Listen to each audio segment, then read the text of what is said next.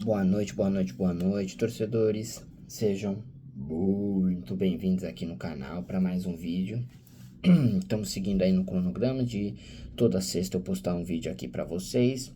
E hoje, essa semana assim foi um pouquinho, entre aspas, parada assim. Tivemos o fechamento da janela de transferências aqui do Brasil e da Europa.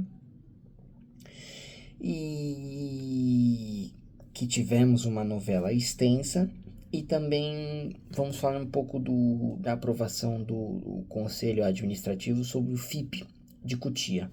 E também umas sugestões de agentes livres, essas coisas que mais repercutiram essa semana. Bom, tudo começou no domingo, horário perto do almoço, que um repórter, que é o André Hernan, e ele falou que as tratativas com o Marcos Leonardo estavam avançadas e seria um empréstimo de 4 meses e eu acho que seria pelo que eu entendi, seria custo zero e até os árabes iam bancar o salário ou até mesmo com a possibilidade de São Paulo arcar um pouquinho, mas a maior parte sendo dos árabes. E com isso gerou uma expectativa enorme para a contratação, porque o Marcos Leonardo, chegando aqui no Brasil, ele é a primeira prateleira do futebol brasileiro. Ele foi um cara que foi muito bem no Super Mundial, fez o gol da eliminação do Manchester City. Se eu não me engano, foi um dos artilheiros do Super Mundial com 4 gols pelo clube árabe. Ou seja, chegaria aqui para destruir qualquer um. E aí, torcedor pegou essa notícia também e começou a fuxicar a internet e acharam várias fotos dele com a camiseta do São Paulo quando criança. Descobriram que a família dele inteira é São Paulina. Ele era São Paulino desde pequeno. E aí, o que os torcedores fizeram? Os torcedores foram lá no Instagram, começaram a pedir Marcos Leonardo para ele vir. O mesmo esquema do que fizeram com o Lucas, mesmo esquema que fizeram com o Oscar. E parece que isso sim também mexeu com ele. Diz que a família gostaria da ideia dele jogando pelo Tricolor Paulista também. E ia apoiar ele para tentar trazer para nós. Mas aí, quando parece que souberam dessa notícia, outros clubes foram interessados por ele, do Brasil. Acho que o Palmeiras e o Flamengo perguntaram sobre ele. O Flamengo acho que até enviou uma proposta de compra, acho que é de compra, e inclusive o Atlético Mineiro, mas esse aí eu não vou nem me preocupar, porque por que diabos ele iria para o Atlético Mineiro, sendo que São Paulo, Palmeiras e Flamengo estavam atrás dele. Ou seja, não faz sentido ir para o Atlético Mineiro. Desculpem, Galo, mas é verdade. Só que parece que o Marcos Leonardo rejeitaria uma transferência para os clubes. Ele bateu o pé dizendo que queria jogar no São Paulo. Ele recusou várias outras ofertas. Acho que tinha interesse da Europa, inclusive outros clubes da Arábia enviaram ofertas de empréstimo que seriam mais vantajosas até para o Al Hilal, mas ele bateu o pé, queria o São Paulo queria essa transferência. E o porquê que ele estava pedindo também, sabe, tinha o interesse de se transferir? Porque o Al Hilal atingiu o limite de estrangeiros no clube. Lá eles têm o limite de 8 estrangeiros por elenco. E como eles já bateram esse número, ele não seria e não foi inscrito para o campeonato árabe. Ou seja, ele só foi inscrito para a Champions da Ásia. E aí, como ele ia ficar um pouco sem jogar, ele queria essa transferência. E a gente ficou nessa segunda, e aí terça, que ia terminar até as 11h59 da noite, do dia 2 de setembro, que é a janela de transferência. E aí, de última hora, e aí era umas 10h40, Aí sai a notícia que o São Paulo estava em discussão, aí o empresário do Marcos Leonardo estava forçando, diz que o Marcos Leonardo sim fez um esforço fora da curva para tentar fechar esse negócio, mas infelizmente não foi o caso. Não deu, o Al Hilal bateu o pé, disse que de última hora queria um valor pelo empréstimo, que seria de 12 milhões de reais, e o São Paulo não tem dinheiro para porra nenhuma esse ano, porque o clube está afundado em dívidas que fizeram, né? As dívidas não vieram sozinhas, ninguém... E infelizmente não deu.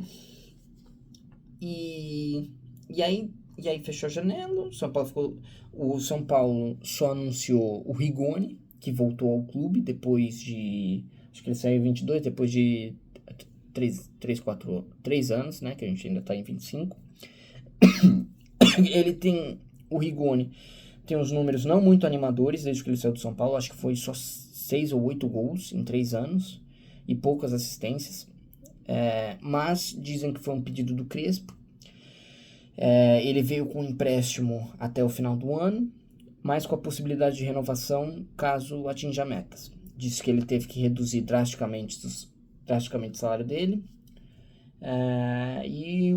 Então o São Paulo fechou por enquanto o mercado de transferência com Mailton, Rafael Toló e Rigoni.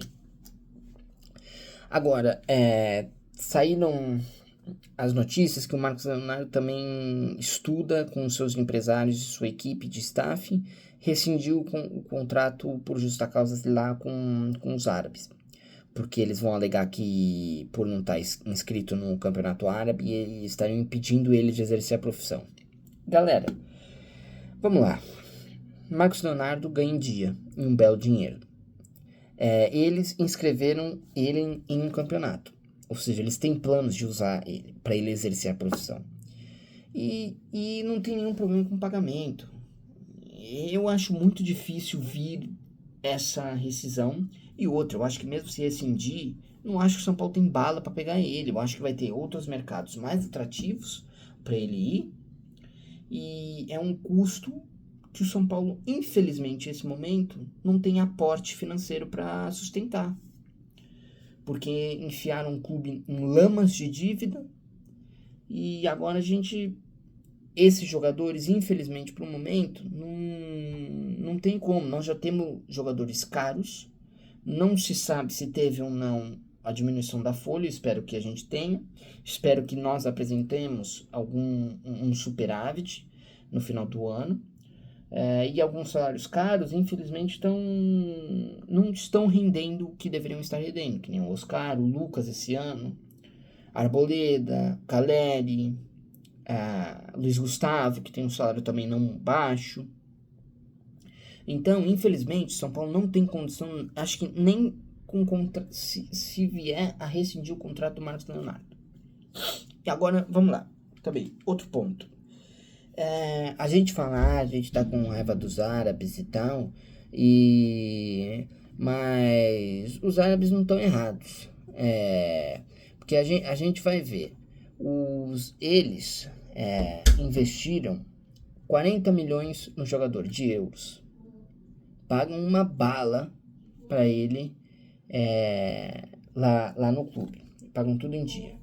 Aí chega o São Paulo, bate na porta dos caras, pede jogador, não quer pagar salário, não quer pagar algum tipo de... não quer pagar pelo empréstimo. Você vai culpar os caras por recusar? Que você acha se viesse algum clube aqui da Série A ou da Série B falando, não, eu quero teu jogador, eu quero ele de graça, eu quero ele por esse tempo e eu quero que você pague o salário? Pô, a gente ia falar, tu não quer mais nada, não? Então, assim, era uma negociação difícil, sim, mas os árabes, diz que eles até falaram, vocês querem jogador, mas não querem pagar nada. Então, tudo há um custo, nada de graça, principalmente em um ambiente futebolístico que hoje a renda e a arrecadação é o principal. Então, não tem muito que a gente possa falar. A gente vai falar, vai xingar os árabes, mas os árabes estão na razão deles, infelizmente. Quem tem bom senso sabe. Infelizmente, o São Paulo não tem dinheiro. Acabaram com o clube. E aí, sabe quem perde mais com isso? É o torcedor de São Paulo. Nós somos que perdemos mais com isso. Infelizmente. Aí também, porque assim, eu acho que tem até 3 de outubro para assinar com jogadores agentes livres, que estão sem time, sem nada. Aí lançou uma lista enorme de atacantes. Parece que ofereceram novamente Diego Costa pro São Paulo. Mas não me anima. Ó, sendo bem sincero, eu só vi 2 nomes que eu aceitaria no clube, que é os que são mais comentados também nas redes, que é o Aboubakar ou o Paco Alcácer. Se não for para sondar, não contratar, sondar para ver o salário, essas coisas, assim, ver se eles estão em forma e tudo mais, não faz os outros. Aí, esquece, fica com o que tem, sobe um cara da base, sabe? Que se foda mesmo. Porque se for pra trazer qualquer um da vida também, é melhor não arriscar, não tem dinheiro pra arriscar pra dar errado. E olha que tem alguns aí que está dando errado. E mudando um pouquinho de assunto, que também acho que esse assunto sobressaiu um pouco sobre uma coisa, acho que é muito mais importante, que seria esse fundo de investimento em Cotia. O que é isso? Pelo que eu entendi, o São Paulo está fazendo com a Galápagos um fundo de investimento da propriedade. Ou seja, ele vai abrir Cotia para investidores. E aí parece que a princípio seria 30% da Galápagos e 70% do São Paulo. E aí parece que aí vem onde o Marinacks entra nisso. O Marinacks parece que o São Paulo tem um interesse e pode vender 19,9% desses 70% que fica nas mãos do São Paulo. Ou seja, a gente vai adicionando fatias de Cotia. E aí diz que esse dinheiro vai ajudar, que seria o aporte, ele teria vários destinos. Por exemplo, uma parte é para dívidas, outras para investir na infraestrutura de Cotia e outros em atletas para Cotia. E o São Paulo, acho que o presidente vê isso como algo benéfico e lucrativo, com metas de vender, com projeções para vendas de 10 jovens por ano e tal.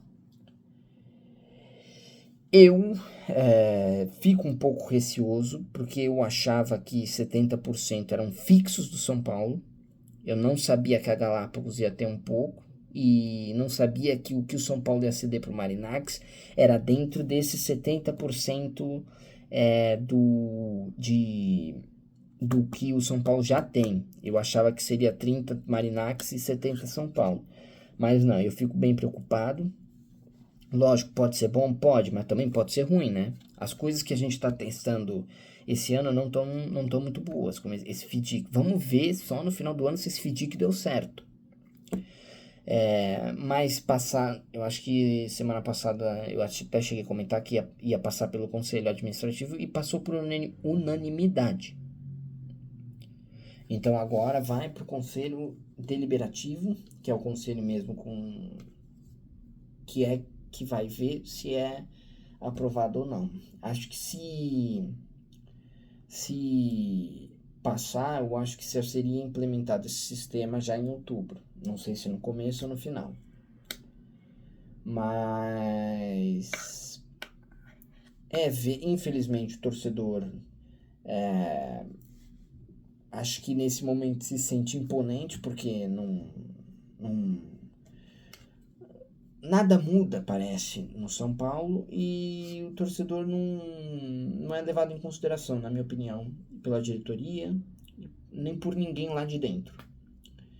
Então, literalmente, o que nos resta é torcer. Tomara que o São Paulo volte para os trilhos. Tomara que essas apostas financeiras que são bem arriscadas deem certo. E que o São Paulo possa viver as glórias do passado novamente. Chequem a página no Instagram, galera, onde eu faço os vídeos pós-jogos. Como estamos na data FIFA, não teremos pós-jogos até acho que